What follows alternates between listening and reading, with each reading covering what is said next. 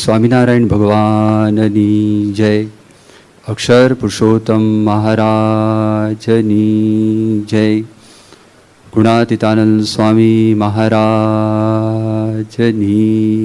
જય. ભગતજી મહારાજની જય. શાસ્ત્રીજી મહારાજની જય. યોગીજી મહારાજની જય. પ્રમુખ સ્વામી મહારાજની જય.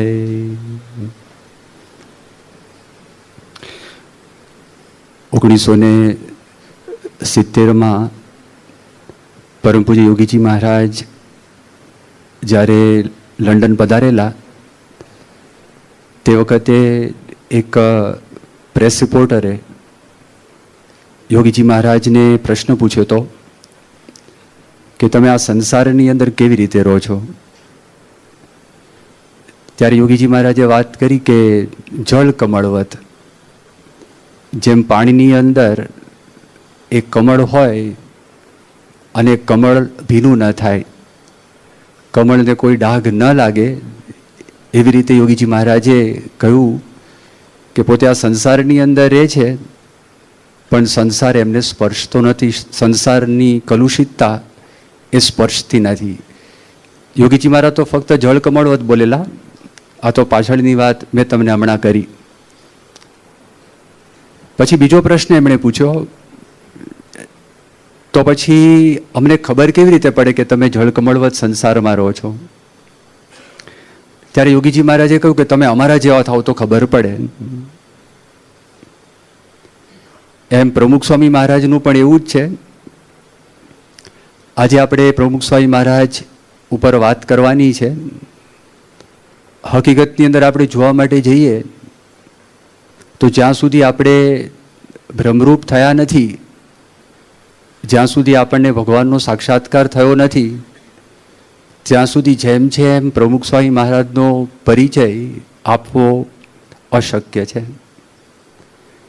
એમ છતાં થોડી ઘણી બધી વાતો આપણે બધાએ સાંભળેલી છે, આપણા જીવનમાં નાનો મોટો અનુભવ પણ થયો છે. એના આધારે કેટલીક વાતો આપણે આજે સાંભળીશું.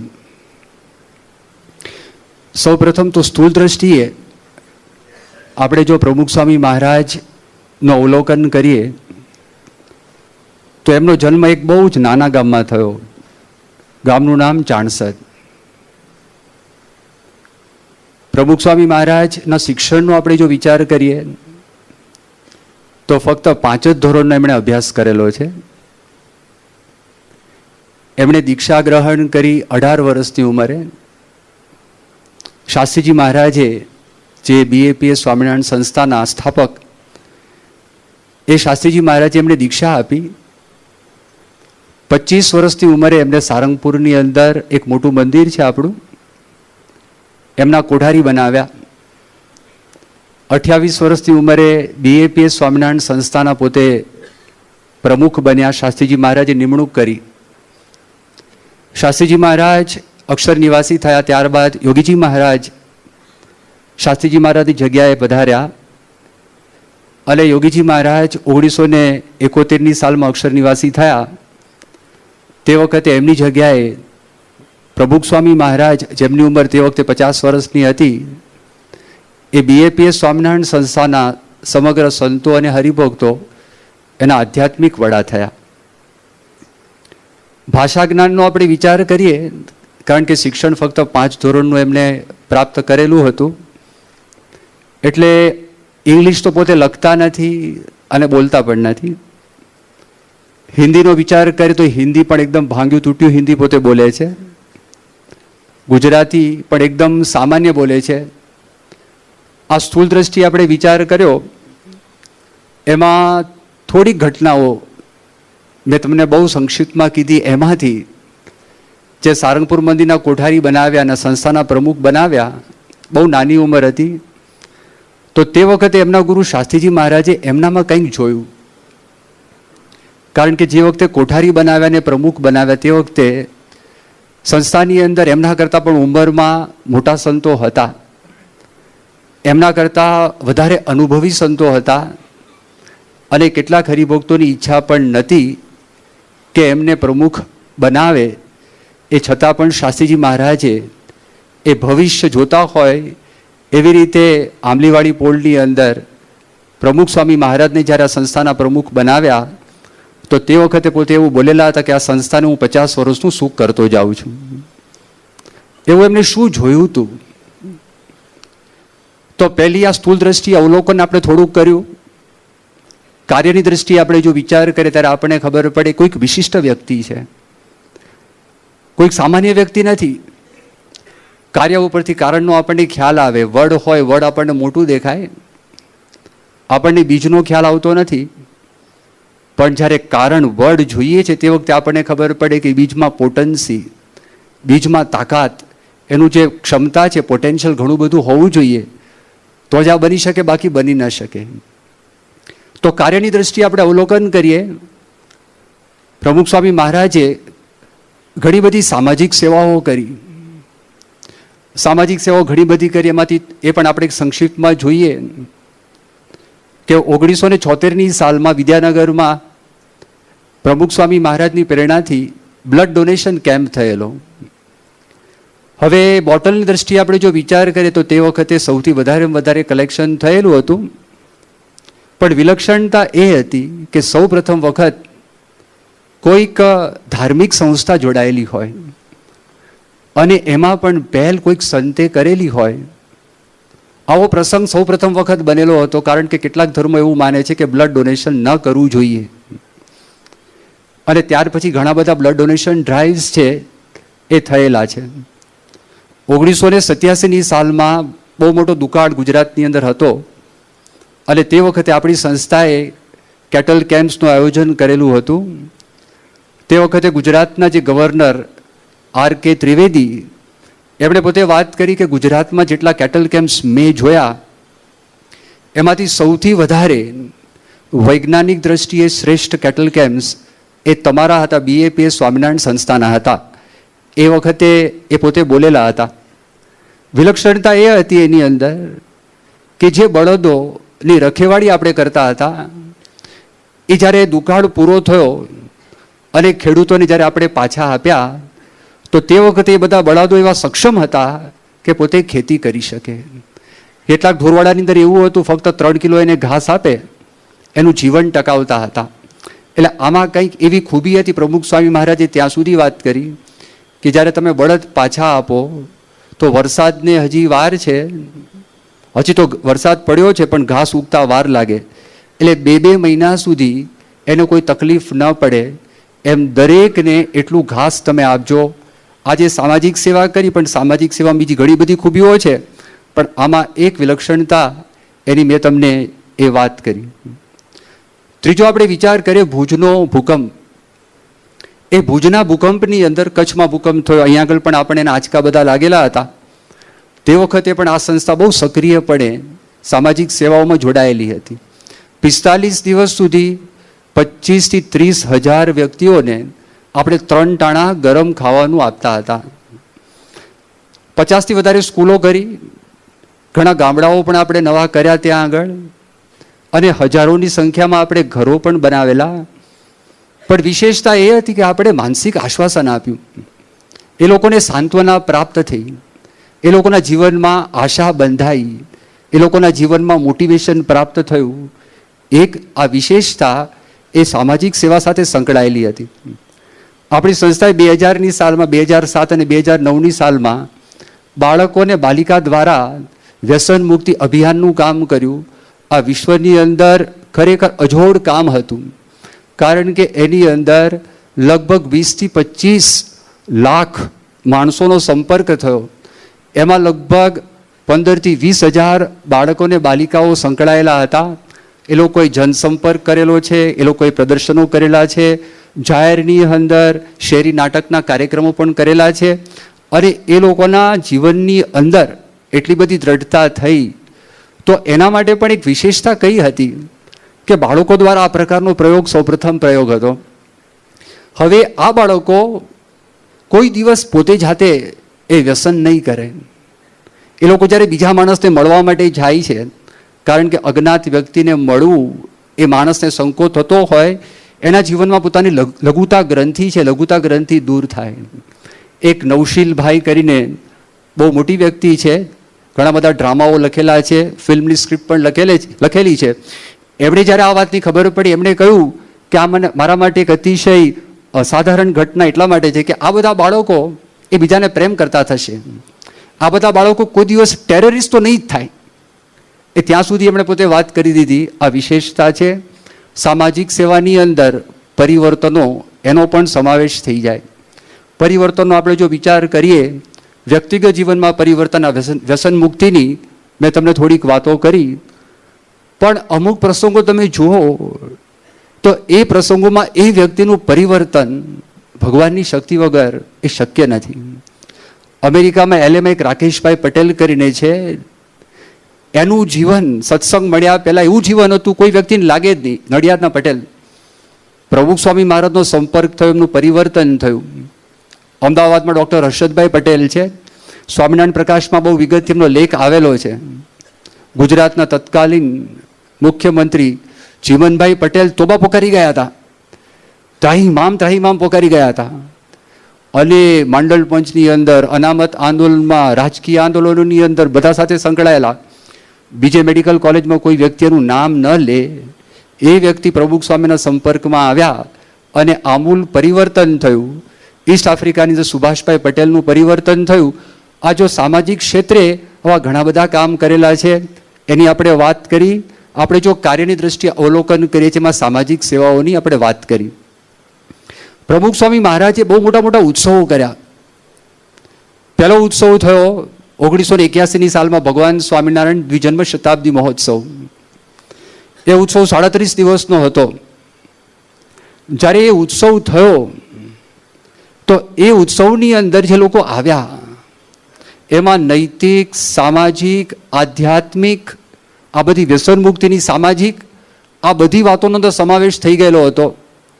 એક કટાર લેખક હતા ઈશ્વરભાઈ પેટલીકર, એમણે એક પ્રસંગે, કેવા ઘણા પ્રસંગો આપણો વિરોધ પણ કરેલો હતો, પણ જ્યારે ભગવાન સ્વામિનારાયણ શતાબ્દી મહોત્સવ એમણે જોયો અને તે વખતે એમણે એક લેખ લખેલો કે ભગવાન સ્વામિનારાયણ દ્વિજન્મ શતાબ્દી મહોત્સવ ગુજરાતમાં અભૂતપૂર્વ રીતે ઉજવાયો.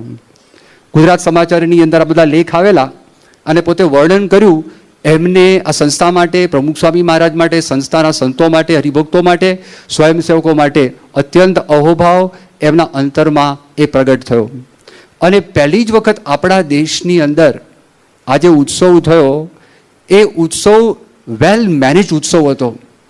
મેળાઓ ઘણા બધા થતા હતા અને આજે પણ મેળા થાય છે, પણ આ પ્રકારના ઉત્સવ થઈ શકે એવી પહેલી પહેલ એ આપણી સંસ્થાએ પ્રમુખ સ્વામી મહારાજની પ્રેરણાથી એ પોતે આપણી સંસ્થાએ કરેલી. અને ત્યાર પછી ભારત સરકારે 1984ની સાલમાં પેરિસમાં ઉત્સવ કર્યો અને 1986ની સાલમાં મોસ્કોની અંદર રશિયામાં ભારત સરકારે આ પ્રેરણા લઈ અને ઉત્સવ કરેલો. એવું લોકો એ આપણને વાત કરે છે, એમાં પણ વિગતથી હું વાત કરતો નથી. પ્રભુ સ્વામી મહારાજ છેલ્લા 38 વર્ષની અંદર 700થી વધારે મંદિરો સ્વામીએ પોતે કરેલા છે. અમુક મંદિરનો આપણે વિચાર કરીએ, લંડનનું મંદિર છે, તો એ જે લંડનનું મંદિર છે એ મંદિર ગિનિસ બુક ઓફ વર્લ્ડ રેકોર્ડમાં એને સ્થાન પ્રાપ્ત કરેલું છે. 70 wonders of the modern world એમાં પણ સ્થાન પ્રાપ્ત કરેલું છે. રીડર્સ ડાયજેસ્ટ લંડન એડિશનની અંદર પણ એ સ્થાન પ્રાપ્ત કરેલું છે.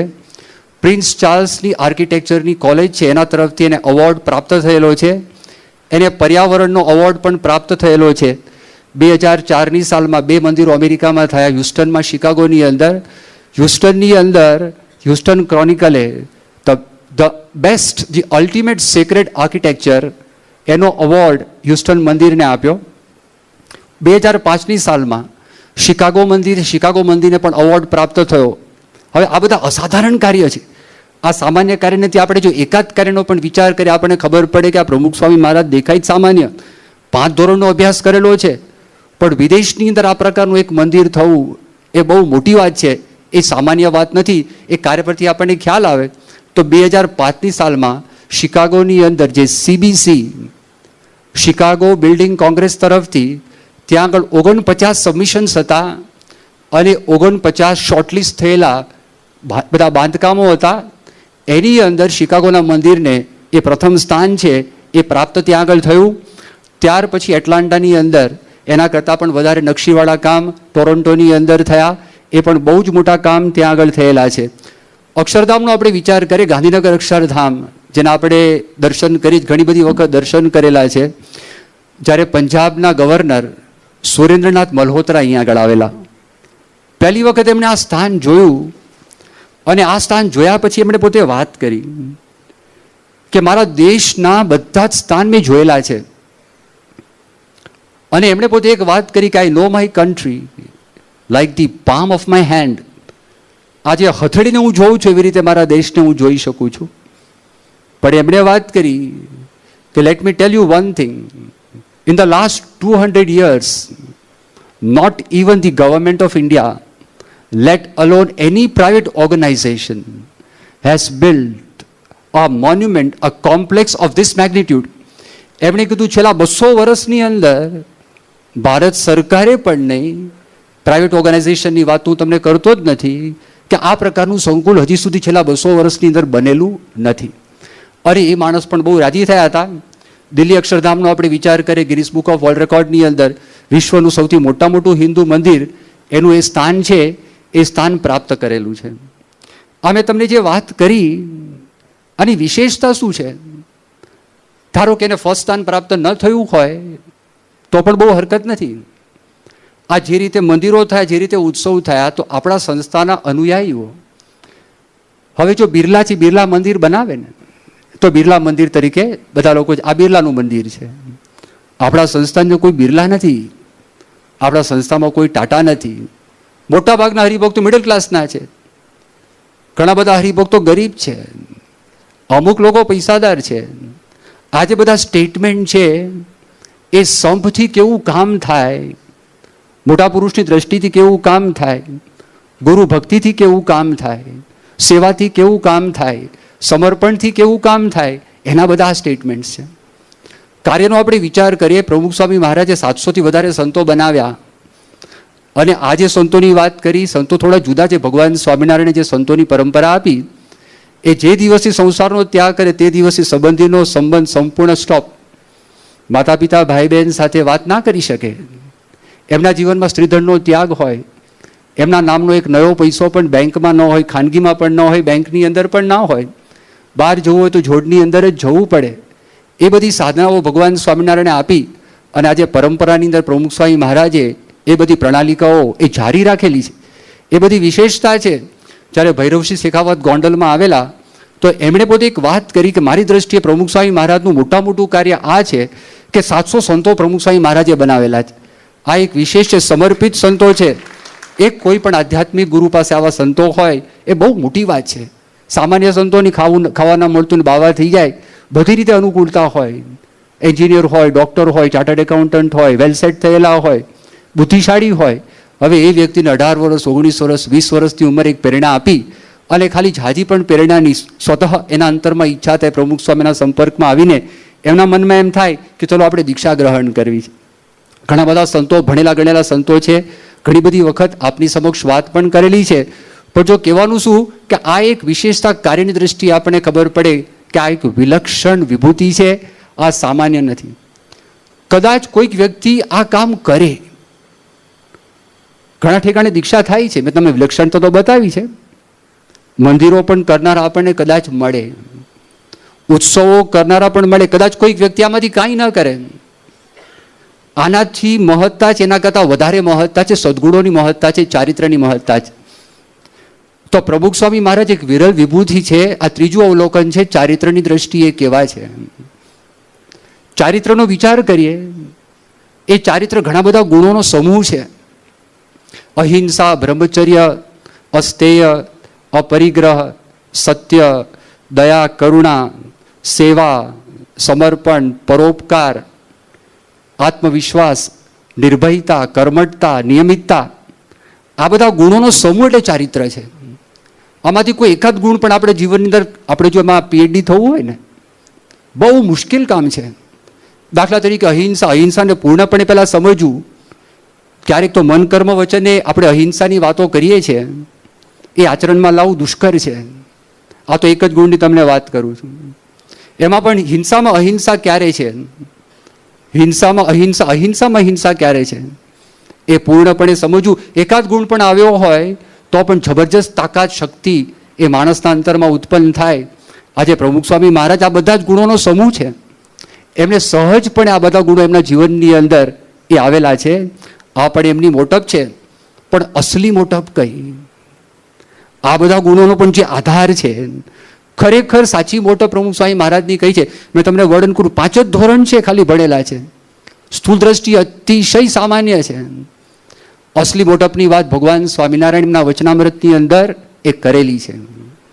ઉપનિષદોની અંદર જેને શ્રોત્રિય અને બ્રહ્મનિષ્ઠ સત્પુરુષ કયા છે, શ્રીમદ ભગવદ્ ગીતાની અંદર જેને ગુણાતીત પુરુષ કયા છે, ભક્ત કયા છે, સ્થિત પ્રજ્ઞ કહેલા છે, શ્રીમદ ભાગવતમાં જેને ભાગવત સંત કહેલા છે, ભગવાન સ્વામિનારાયણ જેમને એકાંતિક સંત કહે છે, પરમ એકાંતિક સંત કહે છે, વડવાનલ જેવા સંત કહે છે, ભગવાન સ્વામિનારાયણ જેને સાધુ કહે છે, એ જે વાત કરેલી છે એ કોઈક વિરલ વાત છે. આ બધા લક્ષણો એ બધા ગ્રંથોની અંદર છે. એ બધા લક્ષણો વચનામૃતની અંદર પણ આપેલા છે. એમાંથી એક વચનામૃતની આપણે વાત કરીએ, જેતલપુરનું પહેલું વચનામૃત છે. એ વચનામૃતમાં આ અસલી મોટપની એક વાત કરેલી છે. ભગવાન સ્વામિનારાયણ કહે છે કે શરૂઆતમાં જ્યારે આપણને કોઈ વ્યક્તિ હોય, એ વ્યક્તિને કોઈ માનતું ન હોય તો તે વખતે એની વૃત્તિ કેવી હોય. પછી જ્યારે એને 100 માણસ માનતા થાય તો તે વખતે એનો અહંકાર એ જુદી જાતનો થાય છે. ત્યાર પછી એને 1000 માણસ માનતા થાય, 1,00,000 માણસ માનતા થાય, કરોડ માણસ માનતા થાય, ત્યારે એનો અહંકાર એ જુદી જાતનો થઈ જાય છે.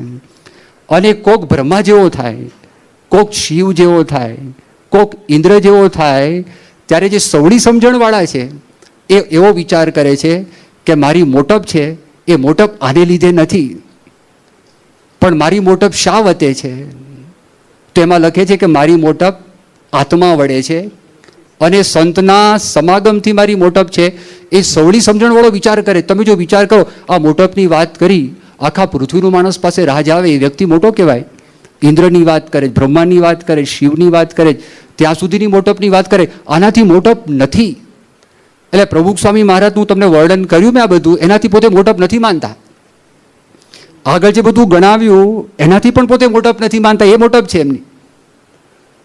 આજે વાત કરી એ સ્થૂળ દ્રષ્ટિએ આપણને દેખાય છે, એનાથી મોટપ માનતા નથી. પછી એ વચનામૃતમાં સ્વામિનારાયણ ભગવાન આગળ વાત કરે. સ્વામિનારાયણ ભગવાન પોતે એવું કહે છે કે સંતના સમાગમે કરીને પોતાને મોટપ માને છે, કારણ કે બ્રહ્માદિક દેવતાઓ પણ એ સંતની ચરણની રજ એ લેવાની ઈચ્છે છે. તો સંતની મોટપ શા વતે છે? આ વિલક્ષણ સંતની વાત છે, ગુણાતીત સંતની વાત છે. તો સંતની મોટપ શા વતે છે એનું પોતે વર્ણન કર્યું છે.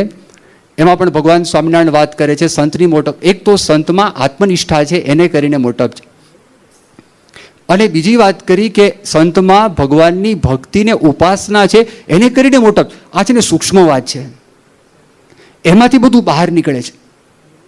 આજે વર્ણન કર્યું, હવે એ વર્ણન કેવું છે? માણસ મકાન જોઈ શકે, કોઈ વ્યક્તિ હોય એની પાસે ગાડી જોઈ શકે, પણ જો એને ગામડાનો કોઈક માણસ હોય અને ગામડાના જે માણસ એને એવું કહેવામાં આવે કે આ વ્યક્તિ MS છે, હવે MS ખબર જ ના પડે MS એટલે શું. હવે એમાંથી કંઈ ગાડી નીકળે, એમાંથી મકાન નીકળે, એને ખબર ના પડે કે ડિગ્રી આગળ આવી ગઈ. એમ ભગવાન સ્વામિનારાયણે આ વાત કરી કે સંતની જે મોટપ છે, પ્રમુખ સ્વામી મહારાજની મોટપ છે, આ મોટપ છે એ આત્મનિષ્ઠ છે અને એની પાસે ભગવાનની ભક્તિ છે, ભગવાનની ઉપાસના છે, એને કરીને આ મોટપ છે. આજે વાત કરી આત્મનિષ્ઠા એટલે શું? એમાં કોઈ દેહનો ભાવ નથી. ટાઢ તડકો, ભૂખ તરસ, સુખ દુઃખ, માન અપમાન એ પ્રમુખ સ્વામી મહારાજની ગણતરીમાં નથી. એ જ્યારે એવા પ્રસંગ બને તે વખતે આપણને ખબર પડે કે દેહનો અતિશય ભીડો હોય તો પણ મન સ્થિર હોય, એમાં એને કોઈ પ્રકારનો વાંધો ના આવે, એમાં પણ આનંદિત હોય, એમાં પણ પ્રફુલ્લિત હોય. 1965ની સાલનો પ્રસંગ છે. શાસ્ત્રીજી મહારાજ પ્રગટ થયા અને 100 વર્ષ પૂરા થયા, અને તે વખતે અટલાદરાની અંદર શાસ્ત્રીજી મહારાજ તો શતાબ્દી મહોત્સવ ઉજવાતો હતો.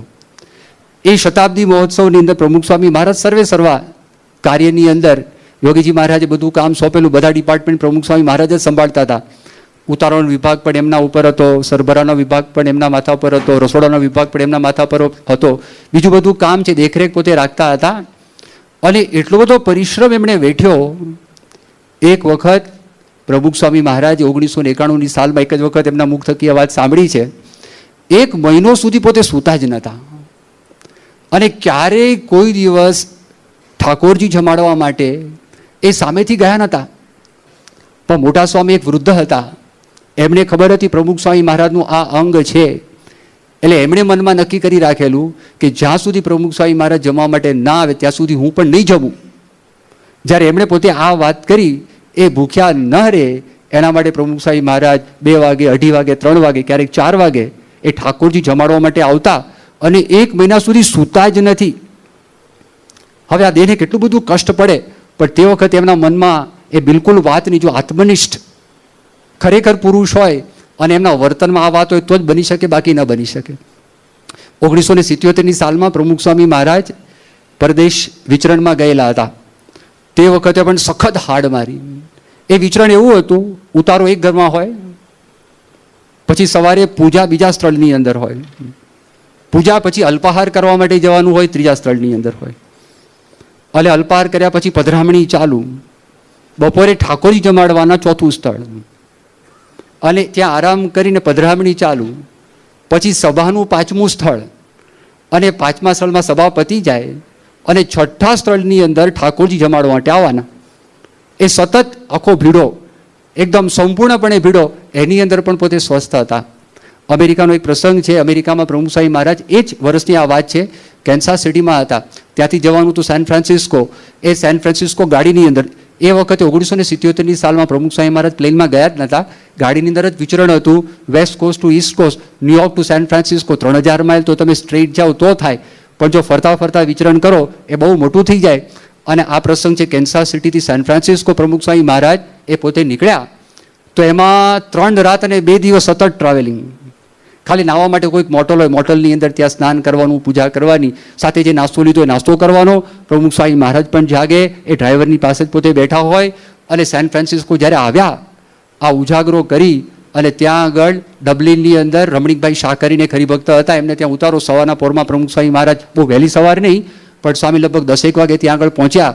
ત્યાં બધા સેટલ થયા, નાહ્યા ધોયા, એ પૂજા કરીને ત્યાં આગળ ઠાકોરજીને થાળ ધરાયો. ઠાકોરજીને થાળ ધરાવીને સંતો કંઈક અંગીકાર કર્યું.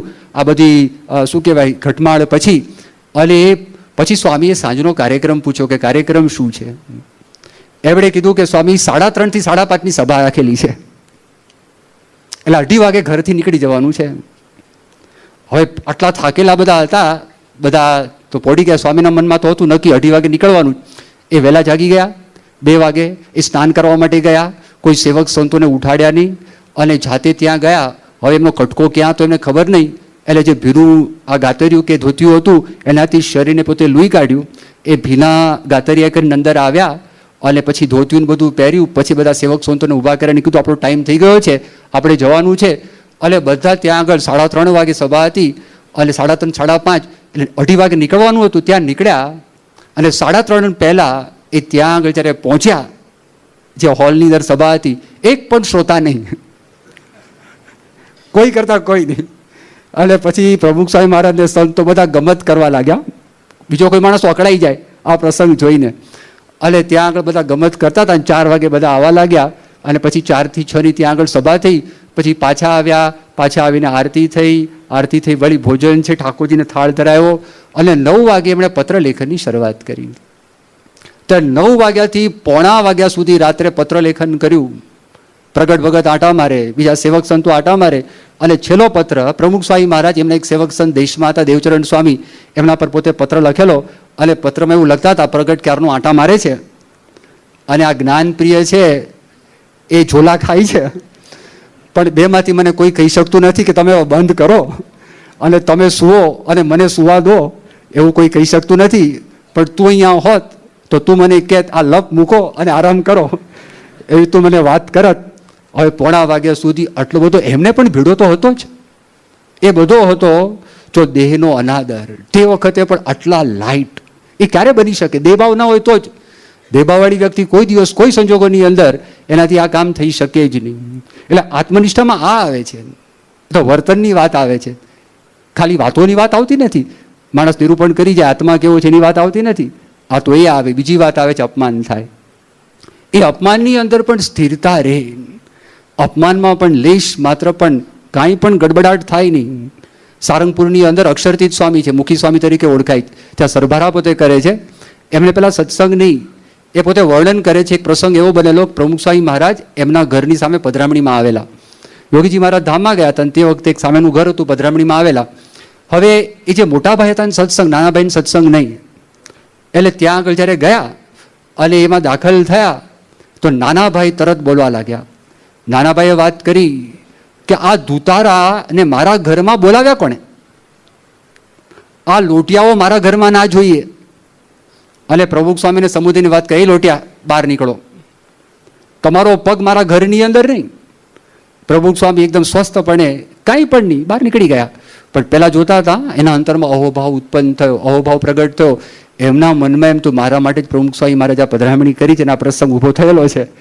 અહોભાવ ઉત્પન્ન થયો અને 1975ની સાલમાં ફરી વખત બોચાસણમાં એમને ત્યારે સત્સંગ થઈ ગયો હતો. હજી સાધુ પોતે નહોતા, પ્રમુખ સ્વામી મહારાજ સાથે પોતે વિચરણમાં પધરામણીમાં હતા, એ કરતા હતા. અને એક પ્રસંગે થાકી ગયા એટલે બેઠા હતા. પ્રમુખ સ્વામી મહારાજ પધરામણી કરીને પાછા આવ્યા અને પછી કીધું થાકી ગયા? તો કે આ થાકી ગયો. સ્વામીએ કહ્યું કે આપણે બીજાની સેવા ના આપે, આપણી સેવા જતી રહે. હરિભક્તોના ઘરે જે ઠાકોરજી માટે પ્રસાદ લેવો, હરિભક્તો કાંઈ ભેટ લખાવે, હિસાબ કિતાબ બરોબર રાખો, એની પહોંચ પણ આપણે વ્યવસ્થિતપણે આપી. કહ્યું સારું. પછી સ્વામી સાથે જોડાઈ ગયા. આગળ એક હરિભક્તને ત્યાં પધરામણીમાં પોતે ગયા. સ્વામી બહાર નીકળ્યા અને જેવા બહાર નીકળ્યા બાજુમાં એક ઘરની અંદર એક વડીલ હતા. એમને પ્રમુખ સ્વામી મહારાજે જોયા અને સ્વામીએ જય સ્વામિનારાયણ કહ્યા. તો એમણે કીધું પેલા કે જાઓ, હું તમને કાંઈ આપવાનો નથી. એ પ્રમુખ સ્વામી મહારાજે કીધું મારે કંઈ જોઈતું પણ નથી, હું તો જય સ્વામિનારાયણ કહું છું. હા મને ખબર છે કે વાત કરીને લેતા આવડે છે. અને સાથે બધા હતા એ પણ પાછા નીકળી ગયા. હવે ગોંડલમાં તો આપણે બધા હરિભક્તો હતા, સંતો હતા, એની હાજરીમાં પર્યાવરણવાદી આવેલા હતા, એક્સ્ટ્રીમિસ્ટ કહેવાય. અને સ્વામીને આવીને વાત કરી કે મારે તમને ફરિયાદ કરવી છે કે તમે વડ કાપવાની મંજૂરી કેમ આપી? એક સંત મારો અને પાપ લાગે એટલું પાપ તમે કરેલું છે, તમે સાધુ જ નથી.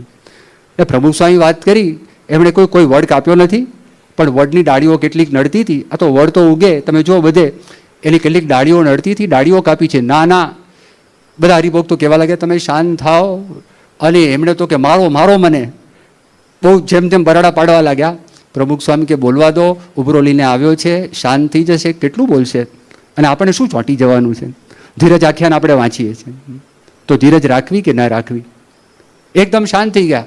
અને પેલા ભાઈ તો જતા રહ્યા. પછી સ્વામી જમતા હતા, ફરી વખત આ પ્રસંગની વાત નીકળી ત્યારે પણ પ્રમુખ સ્વામી મહારાજ આ જ વાત કરી. સ્વામી સમજાવ્યું, સ્વામી કે આપણે ક્યાં ચોંટવાનું છે, આપણે ક્યાં વળગવાનું? તે વખતે ત્યાં સુધીમાં આપણી સંસ્થાએ ઓલરેડી 10 લાખ ઝાડ તો રોપી દીધેલા હતા, આ પર્યાવરણને અનુકૂળ થાય એના માટે.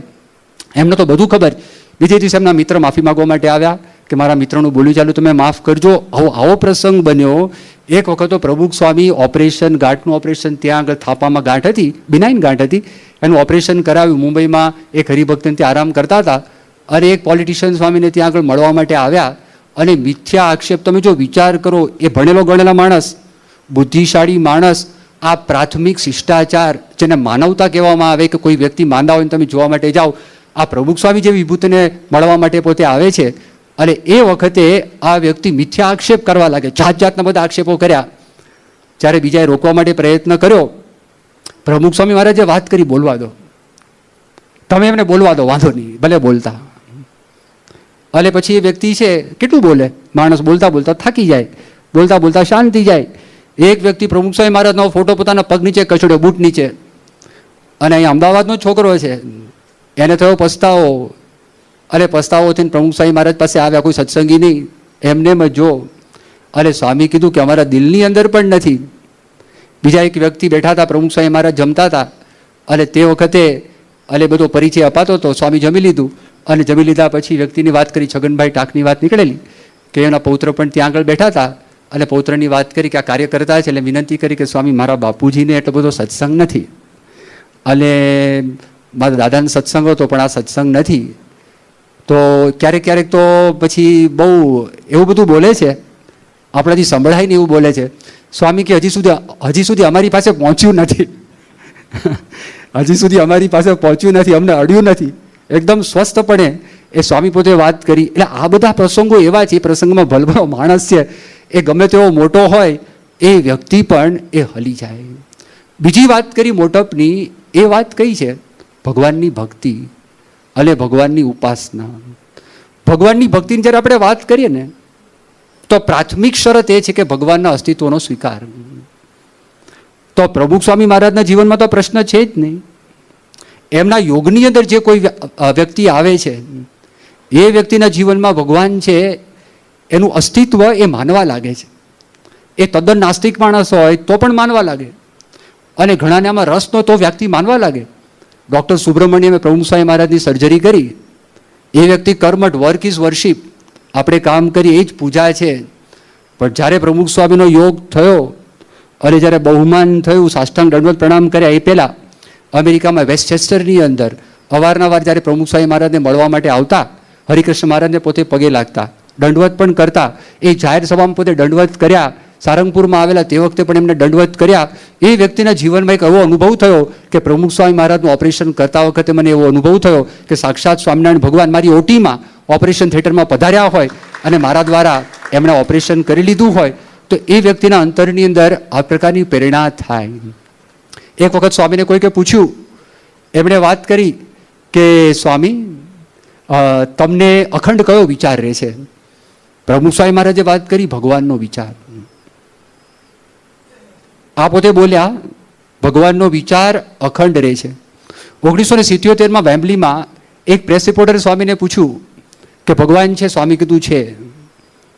બીજો પ્રશ્ન પૂછ્યો ભગવાન ક્યાં છે? સ્વામી કીધું સર્વત્ર છે. ત્રીજો પ્રશ્ન પૂછ્યો તમારામાં ભગવાન છે? સ્વામી કીધું તમારામાં પણ છે ને મારામાં પણ છે. ચોથો પ્રશ્ન પૂછ્યો તમને ભગવાનનો અનુભવ છે, સાક્ષાત્કાર છે? સ્વામી કીધું હા છે.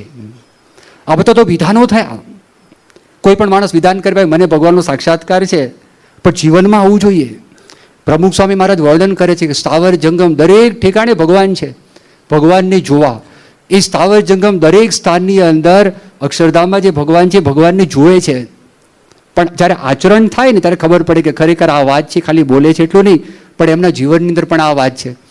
1980ની સાલમાં પ્રમુખ સ્વામી મહારાજ અમદાવાદ પધારેલા, અને પ્રમુખ સ્વામી મહારાજનું મોતિયાનું ઓપરેશન થઈ ગયેલું, અને અમદાવાદથી સ્વામીશ્રી ત્યાં આગળ પધારેલા. અને ઘણા બધા વખતથી મોતિયો થયેલો, સ્વાભાવિકપણે જેને મોતિયો થયો ઝાંખા પાવે, બધું દેખાય નહીં. હરિકૃષ્ણ મહારાજના પોતે દર્શન કરતા હતા નજીકથી. જાડા કાચના ચશ્મા પહેરેલા, આંખ છે એ પાણીયાળી થઈ ગઈ હતી, અને એકદમ ગદગદ કંઠથી હરિકૃષ્ણ મહારાજની મૂર્તિ સામું જોઈ અને પ્રમુખ સ્વામી મહારાજ બોલવા લાગ્યા કે અદ્ભુત છે. જેવી અક્ષરધામની અંદર ભગવાનની મૂર્તિ છે એવી ને એવી આ છે, મોટું મોટું દેખાય છે. એ જે બોલ્યા તે વખતે આપણને તો હજી પંધાતુની મૂર્તિ જ દેખાય છે, આપણને આ આરસની મૂર્તિ જ દેખાય છે. એમની દ્રષ્ટિ ખુલી ગઈ, બદલાઈ ગઈ છે. એમને ત્યાં આગળ સાક્ષાત ભગવાન દેખાય છે. આ જો મૂર્તિની અંદર આ ભાવ, મેં તમને સ્થાવરની વાત કરી, એમની પાસે હરિકૃષ્ણ મહારાજની ચળ મૂર્તિ છે ને, છેલ્લા 38 વર્ષથી સેવામાં છે. એમનું ધ્યાન ત્યાં છે, એમનું મન ત્યાં આગળ છે. આપણને નવાઈ લાગે, એમને ધરાવ્યા વગર પ્રમુખ સ્વામી મહારાજ પાણી પીતા નથી, એમને ધરાવ્યા વગર અનાજનો એક દાણો મોઢામાં મૂકતા નથી, એમને ધરાવ્યા વગર વસ્ત્ર અંગીકાર કરતા નથી, એમને ત્યાં આગળ પધરામણી કર્યા સિવાય ઘરની અંદર પ્રમુખ સ્વામી મહારાજ પ્રવેશ કરતા નથી. એમને સ્થાન પ્રાઇમ સ્થાન આપે છે. પરદેશ ગયા હોય, પ્લેનમાં પહેલાં હરિકૃષ્ણ મહારાજની મૂર્તિ જાય પછી આવે, પ્લેનમાંથી ઉતરવાનું હોય પહેલાં હરિકૃષ્ણ મહારાજની મૂર્તિ ઉતરે પછી આવે. કોઈ પણ મોટું સન્માનનું સ્થાન હોય, પ્રાઇમ સ્થાન હરિકૃષ્ણ મહારાજની મૂર્તિને પ્રાપ્ત થાય. આપણે નજરમાં પણ ના હોય, આપણા નજરમાં નથી, આપણે સમજાવે છે, એક્સપ્રેશન્સ છે, ભક્તિની આપણે વાત કરીએ છીએ, પણ અરે એ કહેતા નથી, બોલતા પણ નથી, પણ આપણે જ્યારે દેખાય છે એ 38 વર્ષથી અક્ષુણ્ણ ભક્તિ, એમાં કોઈ ફેરફાર નહીં, લેશ માત્ર પણ ફેરફાર નહીં. સેવક તરીકે, દાસ તરીકે એમના એ પોતે બધું કામકાજ કરે છે. આ એક વિશેષતા છે. આ મેં તમને સ્થાવરની વાત કરી. જંગમનો વિચાર કરીએ, આ વર્તનની વાત છે, આચરણની વાત છે. તિથલની અંદર પ્રમુખ સ્વામી મહારાજે સંતો હરિભક્તોની આરતી ઉતારી, તો તે વખતે ત્યાં આગળ નારાયણમુનિ સ્વામી નજીકમાં હતા. પ્રમુખ સ્વામી મહારાજ બોલ્યા કે તમે આરતી ઉતારો છો તો તમારા બધાની અંદર ભગવાન સ્વામિનારાયણ, શાસ્ત્રીજી મહારાજ, યોગીજી મહારાજ રહ્યા છે, એની આરતી હું ઉતારું છું. અહીંયા 2004ની સાલમાં અબ્દુલ કલામ, આમ જોવા માટે છે તો મુસલમાન કહેવાય, અને સામાન્યપણે આપણે જો વિચાર કરીએ, મુસલમાન તો મૂર્તિ પૂજાને માને નહીં. અબ્દુલ કલામને તો શ્રીમદ ભગવદ્ ગીતા છે, બહુ સારી રીતે અભ્યાસ છે, બહુ ઈમાનદાર વ્યક્તિ છે, બહુ પ્રામાણિક વ્યક્તિ છે, કર્મઠ વ્યક્તિ છે. આપણે જે બધા સંયમ નિયમની વાતો કરે છે એનું પાલન પોતે કરે છે. એ વ્યક્તિ અહીંયા આગળ આવ્યા. પ્રમુખ સ્વામી મહારાજ બેઠા હતા, અબ્દુલ કલામ બેઠા હતા, વચ્ચે હરિકૃષ્ણ મહારાજની મૂર્તિ હતી. આરતીનો સમય થયો, 15-20 હજાર બાળકો ત્યાં બેઠા હતા. અને જેવા આરતી ઉતારવા લાગ્યા અને પ્રમુખ સ્વામી મહારાજને અબ્દુલ કલામ હવે આરતી ઉતારવાની, વચ્ચે હરિકૃષ્ણ મહારાજની મૂર્તિ હતી. આમ જોવા જઈએ તો બાળકો આ બધા ભગવાન પાછળ, અને ગુરુ પરંપરા પાછળ, અહીંયા પ્રમુખ સ્વામી મહારાજ, અબ્દુલ કલામ, હરિકૃષ્ણ મહારાજની મૂર્તિ. અને સ્વામી તે વખતે બોલ્યા, એ વિચાર કરે આપણે આરતી આ લોકોની ઉતારાય. પ્રમુખ સ્વામી મહારાજે વાત કરી, આ બધા બાળકોની અંદર ભગવાન રહ્યા છે, એ ભગવાનની આપણે આરતી ઉતારીએ છીએ. એટલે એમને કોઈ સંકોચ નથી. તમે જો જ્યારે ભગવાન જોતા હોય ને તો એ વ્યક્તિને દરેક માટે પ્રેમ રહે. તો આ વર્ષો સુધી દરેક વ્યક્તિ માટે પ્રેમ, બાળક હોય, કિશોર હોય, યુવક હોય, વડીલ હોય. જે વ્યક્તિ વિરોધ કરતો એના માટે પણ પ્રેમ. મેં તમને પેલી વાત કરી, માંદગીમાં અપમાન કર્યું એના માટે પણ પ્રેમ. 88ની સાલમાં નાયરોબી આવેલા, પ્રમુખ સ્વામી મહારાજ બેઠા હતા. એ જેવા આવ્યા, પ્રમુખ સ્વામી આસન પરથી ઊભા થઈ ગયા અને હાર પહેરાવ્યો. અને CM પટેલ આવ્યા, લંડનના ચેરમેન, ફરી વખત ઊભા થયા, પાછી ઓળખાણ કરાવી. મહેન્દ્રભાઈ બેરિસ્ટર આવ્યા, ત્રીજી વખત ઊભા થઈને ઓળખાણ કરાવી. એટલું નહીં, પ્રમુખ સ્વામી મહારાજે સભામાં વાત કરી કે કોઈ મદદ માટે આવેલા છે, એક સામાજિક કામ એમને કરવું છે, માટે હરિભક્તોની વિનંતી કરું છું, એને મદદ કરજો. આ આચરણની વાત છે. દરેકમાં પ્રેમ. એ જો ભગવાન જોતા હોય તો બની શકે, બાકી બની શકે નહીં. આ અસંભવ વાત, અશક્ય વાત છે. એ એમના જીવનમાં દેખાય. હવે આ બધી એક્સપ્રેશન્સ, ભક્તિ એટલે મહાત્મ જ્ઞાને સહિત ભગવાનમાં પ્રેમ. તો આપણા ઋષિમુનિઓ સુંદર એક પરંપરા આપણને આપી છે, નવધા ભક્તિની પરંપરા. શ્રવણમ, કીર્તનમ, વિષ્ણુ સ્મરણમ, પાદ સેવનમ, અર્ચનમ, વંદનમ, દાસ્યમ, સખ્યમ, આત્મનિવેદનમ. આ બધી વાતો સ્વામીના જીવનમાં દેખાય. આ એમની વિશેષતા છે. આ બધા કાર્ય એમાંથી બહાર નીકળેલા છે. જે સંકલ્પ કરે, સંકલ્પ પૂરો થાય છે, એનું કારણ આ છે. એમના જીવનમાં ભગવાનની ઉપાસના છે. ભગવાન સ્વામિનારાયણે ઉપાસનાનો વિશેષ અર્થ સમજાવેલો છે. ભગવાનને સર્વોપરી સમજવા, ભગવાનને સર્વ કરતા હરતા સમજવા, ભગવાનને સદા દિવ્ય સાકાર સમજવા, ભગવાનને સદા પ્રગટ સમજવા, સર્વજ્ઞ, સર્વવ્યાપક છે. આ ઉપાસનાની વાત આવે. એકવાર રેમન્ડ વિલિયમ્સે પ્રમુખ સ્વામી મહારાજને પ્રશ્ન પૂછ્યો, તમે ભગવાન સ્વામિનારાયણને કેવી રીતે જુઓ છો? તે વખતે પ્રમુખ સ્વામી મહારાજે વાત કરી, ભગવાન સ્વામિનારાયણ અમે સર્વોપરી સમજીએ છીએ. સર્વ અવતારના અવતારી છે, સર્વ કારણના કારણ છે. એ શ્રીજી મહારાજને, શાસ્ત્રીજી મહારાજને, યોગીજી મહારાજને સર્વ કરતા માને છે. આટલા બધા કામ કર્યા ને, એ હળવા ફૂલ, કોઈ પણ જશ એમના માથા પર લેતા નથી. અક્ષરધામ દિલ્હીનું બનાવ્યું, આ તો લેન્ડમાર્ક કહેવાય, આટલી મોટી વાત કહેવાય. અને 2005માં કર્યું. અને જ્યારે અમદાવાદ મંદિરની અંદર જે વખતે 2006ની સાલમાં ભગવાન સ્વામિનારાયણની અભિષેકની મૂર્તિ આપણે નીચે પધરાવી, એ આપણે પધરાવેલી 3 જુલાઈનો દિવસ હતો. અને 5મી જુલાઈ એક બહુ મોટા IAS ઓફિસર પ્રમુખ સ્વામી મહારાજને મળવા માટે આવેલા. એણે કીધું કે સ્વામી, અક્ષરધામના મેં દર્શન કર્યા, આપ ભગવાન છો.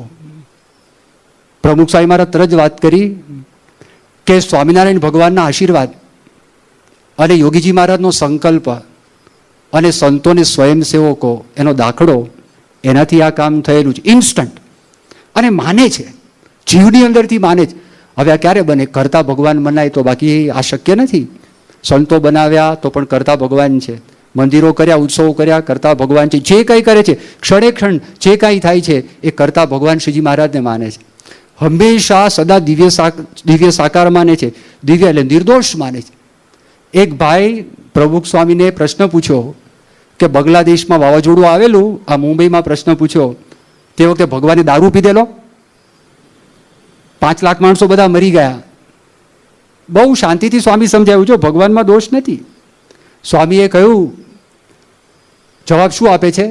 એ તો કાળનું પ્રધાનપણું હતું. પહેલી આ વાત કરી. બીજી પ્રમુખ સ્વામી મહારાજે એ વાત કરી કે સમય સમયે બધું કામકાજ થાય છે, જળનું સ્થળ, સ્થળનું જળ, કાળ કાળનું કામ કરે છે. ત્રીજી વાત કરી કે ભગવાનની આપણને ખબર ના પડે, ભગવાનનો આપણને ખ્યાલ ના આવે, ભગવાન જે કરતા હશે સારા માટે પોતે કરતા હશે. એ એમણે વાત કરી સ્વામીએ ત્યાં આગળ, ભગવાન જે કરતા હશે એ સારા માટે કરતા હશે. પછી સ્વામીએ વાત કરી આપણે પ્રાર્થના કરવી, હરખશોક કરવા જેવું નથી. આ વિચારમાં આપણે સ્વામી કે આપણું જીવન પસાર થઈ જાય, આવા નવા વિચારમાં આપણે કોરા રહી જઈએ, એ પ્રમુખ સ્વામી મહારાજે એમણે ત્યાં આગળ વાત કરી. તો ભગવાન નિર્દોષ છે, ભગવાન દિવ્ય સદાય સાકાર છે, અક્ષરધામમાં સાકાર છે, અહીંયા આગળ પણ ભગવાન સાકાર છે, એ પોતે માને છે. તો આ એમની મહત્તા છે, આ એમની વિશેષતા છે.